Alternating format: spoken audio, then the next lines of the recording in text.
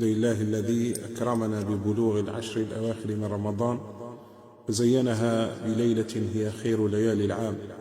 أشهد أن لا إله إلا الله وحده لا شريك له، أشهد أن سيدنا ونبينا محمدا عبد الله ورسوله، لم يزل لربه عابدا مغتنما الأجر راجيا من ربه المثوبة والفضل، صلوات ربي وسلامه عليه وعلى آله وصحبه أجمعين وعلى كل من سار على دربه إلى يوم الدين.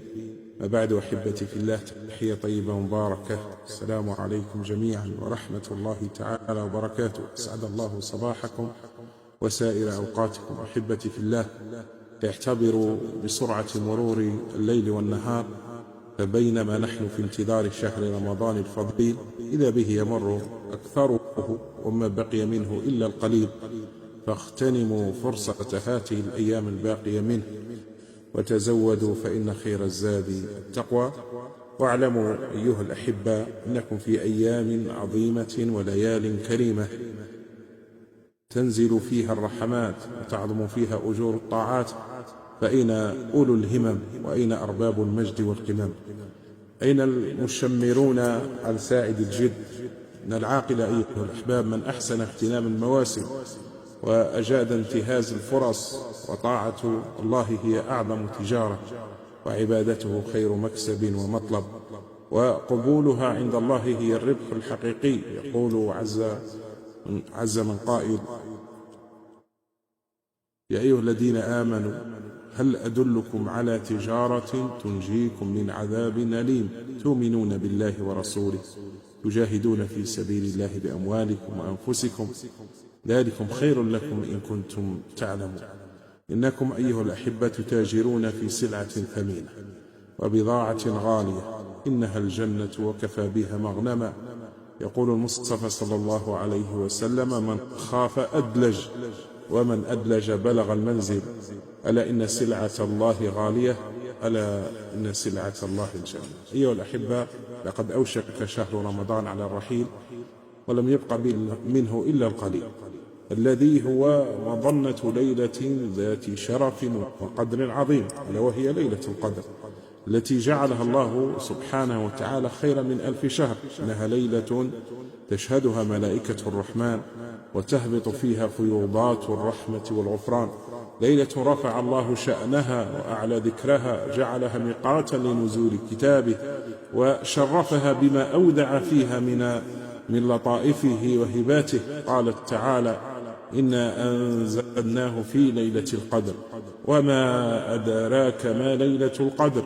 ليلة القدر خير من 1000 شهر، تنزل الملائكة والروح فيها بإذن ربهم من كل أمر، سلام هي حتى مطلع الفجر. وقال جل شأنه: إنا أنزلناه في ليلة مباركة إنا كنا منذرين فيها يفرق كل أمر حكيم. لذلك أيها الأحبة، كان النبي عليه الصلاة والسلام يحرص على التماسه، يحث أصحابه على طلبه، يخبرهم عن ميقاته، لقوله صلى الله عليه وسلم: التمسوها في العشر الأواخر، التمسوها في كل وتر.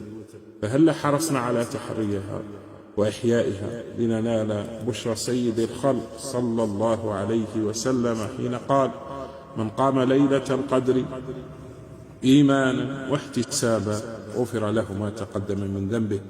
وقد أخفى الله تعالى وقتها حتى نجتهد في جميع هذه الليالي ونحرص على إحيائها بالطاعات وأنواع القربات.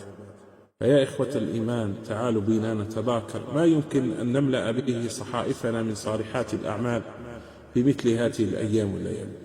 من ذلك ما كان يفعله صلى الله عليه وسلم عند دخول العشر الأواخر من اعتكاف واجتهاد في العبادة بقيام الليل والذكر والتلاوة، ومن ذلك حفظ آيات الكتاب العزيز وتعلم العلم النافع وشهود الصلوات في الجماعة والحفاظ على السنن القبلية والبعدية لكل فريضة، ومن ذلك الإكثار من الاستغفار والدعاء. قال تعالى: وإذا سألك عبادي عني فإني قريب أجيب دعوة الداعي إذا دعان فليستجيبوا لي وليؤمنوا بي لعلهم يرشدون. وعن أم المؤمنين عائشة رضي الله عنها قالت: قلت للنبي صلى الله عليه وسلم: أرأيت إن علمت ليلة القدر ما أقول؟ قال: قولي: اللهم إنك عفو تحب العفو فاعف عني. وكل عمل أيها الأحبة يقربكم إلى الله فإنه في رمضان مضاعف الثواب، ولا سيما ما له علاقة بإسعاد الناس وإدخال السرور على قلوبهم، خصوصا ونحن نقترب من عيد الفطر المبارك. أيها الأحباب، نشحذ الهمم ولنتعرض لنفحات المنعم بأجواء هذا الشهر، لعل الله تعالى يكتبنا من الفائزين. في الحديث القدسي يقول الحق سبحانه وتعالى: يا عبادي إنما هي أعمالكم أحصيها لكم ثم أوفيكم إياها، فمن وجد خيرا فليحمد الله، ومن وجد غير ذلك فلا يلومن إلا نفسه. أسأل الله أن يتقبل منا ومنكم صالح الأعمال، وأن يعيننا على ذكره وشكره وحسن عبادته. اللهم إنا نسألك يا أرحم الراحمين ألا تجعلنا من الذين يفترون وتقل همتهم ونشاطهم، وتراهم في مقدمة الصفوف في بداية الشهر مسارعين للخير والمعروف، ويعتكفون على كتاب الله تلاوة وتدبرا، فإذا ذهب بعض الشهر رحل بعض نشاطهم، حتى إذا وصلوا إلى العشر تراهم الملل وغلب عليهم الكسل. أما علموا أنها أيام عتق من النار، فهل يزهد المؤمن في هذا المكسب العظيم ويرضى بما دونه؟ نتأمل سيرة إمام المرسلين ونستمع إلى أمنا عائشة وهي تقول، وهي تحكي لنا كيف كان يقضي صلى الله عليه وسلم هذه الأيام المباركة.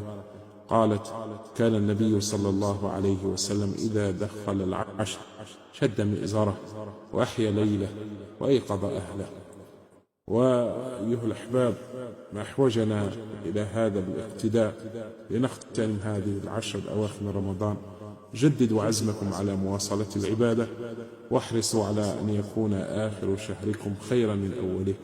نسأل الله عز وجل أن يتقبل منا ومنكم، وأن يعيننا وأن يبلغنا ليلة القدر، ويعيننا فيها على الصيام والقيام وصالح الأعمال، وأن يعتق رقابنا ورقاب آبائنا وأمهاتنا وأزواجنا وأحبابنا وأبنائنا جميعا من النار بمنه وفضله وكرمه.